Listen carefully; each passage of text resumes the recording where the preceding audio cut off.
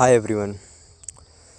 आज की वीडियो में मैं बात करने वाला हूँ डिजिटल मार्केटिंग का पूरा फुल कोर्स। क्या है डिजिटल मार्केटिंग, कैसे होता है, क्या करना पड़ता है, क्या चीज़ें हैं, आज हम सब बात करेंगे इसी में। जैसा कि हम जानते हैं कि ये युग डिजिटल का है, ऐसे में यदि आपको डिजिटल मार्केटिंग क्या है पता नहीं है तो शायद आप दूसरों से थोड़ा पीछे हो सकते हो।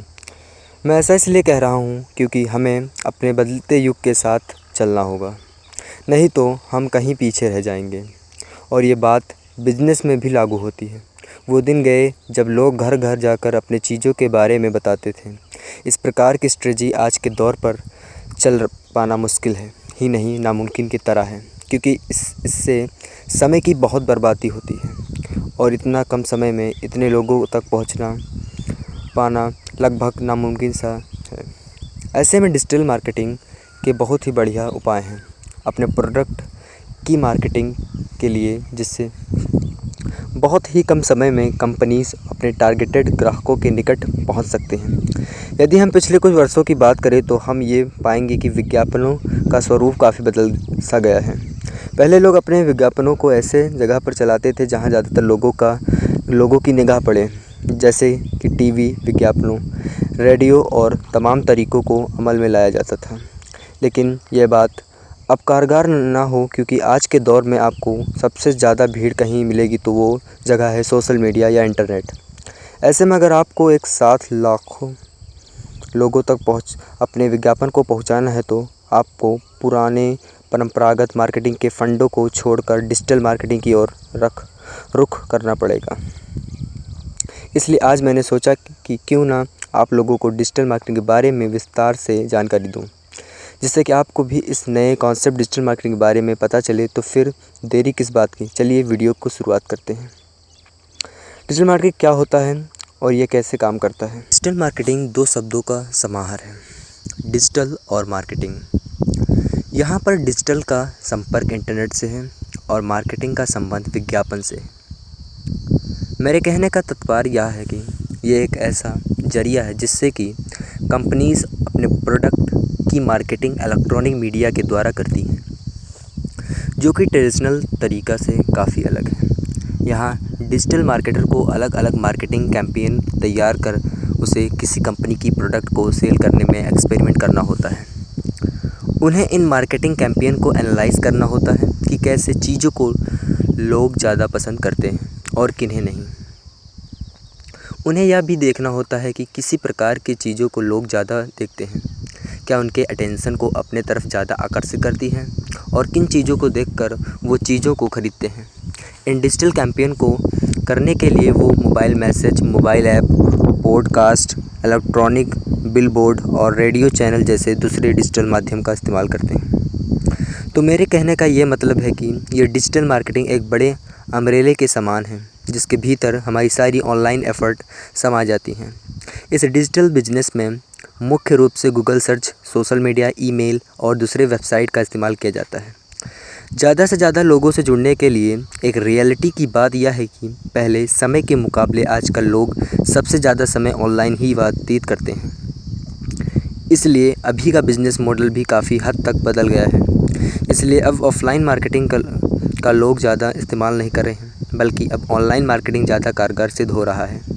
क्योंकि अब तो मार्केटिंग का सही मायना ये है कि सही ऑडियंस से सही जगह में और सही समय में कनेक्ट करना ही इसका उचित मतलब है। इसलिए आपको यह सोचना होगा कि आप इन लोगों से कहाँ मिल सकते हैं जिससे आप अपना बिजनेस बढ़ा सकते हैं, और इसका जवाब है ऑनलाइन। क्यों डिजिटल मार्केटिंग इतना ज़रूरी है। अब बात आता है कि आखिर ये डिजिटल मार्केटिंग इतना ज़रूरी क्यों है। तो मैं आपको ये बता देना चाहता हूँ कि आजकल की ये डिजिटल मीडिया इतनी ज़्यादा ओपन है कि आज सभी के पास इन्फॉर्मेशन के बहुत से सोर्स हैं। वो किसी भी समय और किसी भी जगह में कोई भी जानकारी प्राप्त कर सकते हैं। अब वो दिन नहीं रह गए जब वो टेक्स्ट मैसेज पर निर्भर रहते थे और वो वही चीज़ देख पाते थे जिनके बारे में उन्हें मार्केटर जानकारी देता था। जैसे कि ये डिजिटल मीडिया दिन ब दिन बढ़ते ही जा रहा है और इसमें और ज़्यादा एंटरटेनमेंट, न्यूज़, शॉपिंग और सोशल इंटरेक्शन हो रहे हैं। आजकल कंज्यूमर केवल कंपनी के बातें ही नहीं सुन रहे हैं, बल्कि वो खुद भी अच्छे और बुरे का पहचान कर रहे हैं और दूसरों से भी इंफॉर्मेशन कलेक्ट कर रहे हैं। आजकल वो किसी ऐसे ब्रांड पर ट्रस्ट करना चाहते हैं जिससे कि ट्रस्ट कर सकें। कैंपेन को कि उनकी ज़रूरत को समझें और उन्हें उनकी ज़रूरत के हिसाब से चीज़ें दिखाएं जो कि वो बाद में ख़रीद सकें। उन्हें फालतू की शोबाजी से कोई दिलचस्पी नहीं है।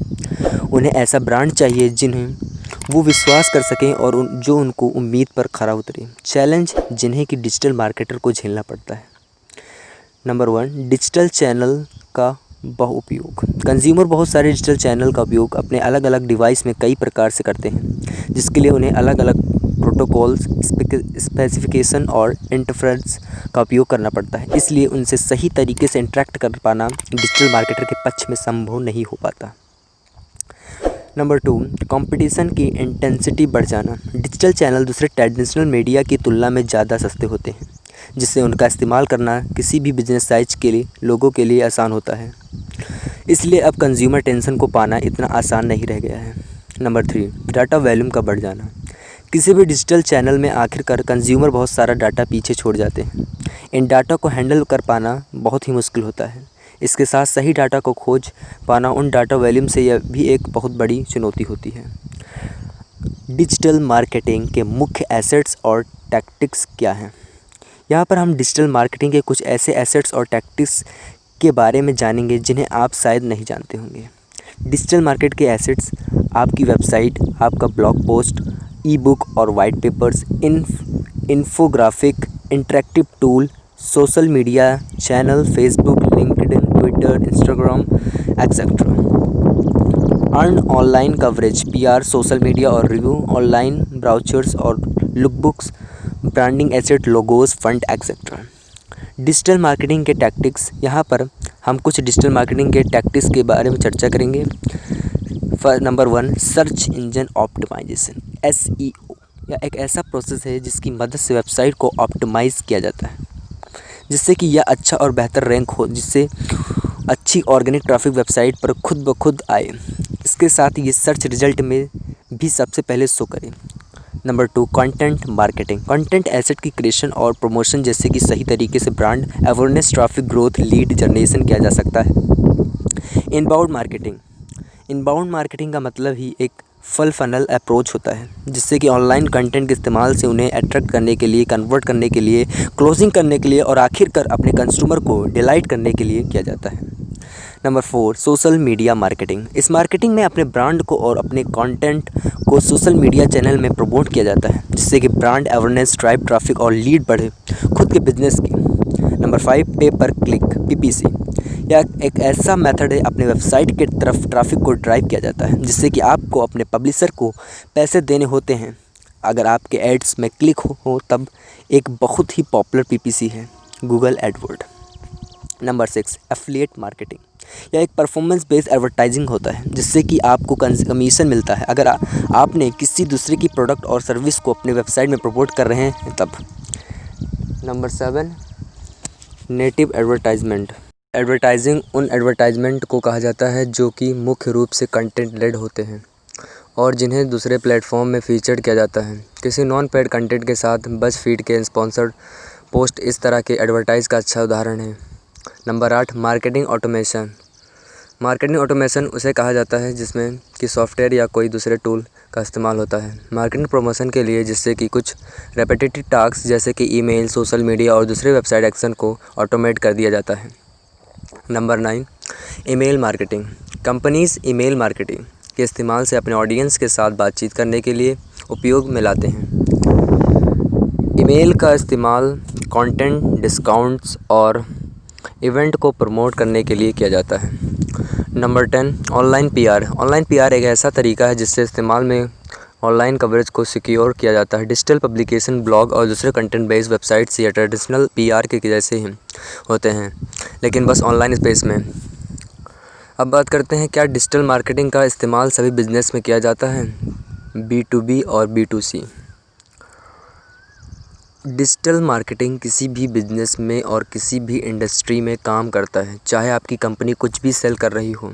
डिजिटल मार्केटिंग की मदद से आप अपने कंज्यूमर को समझ सकते हैं, उनकी ज़रूरतों को समझ सकते हैं और फाइनली उनके ज़रूरत अनुसार ऑनलाइन कंटेंट तैयार कर सकते हैं।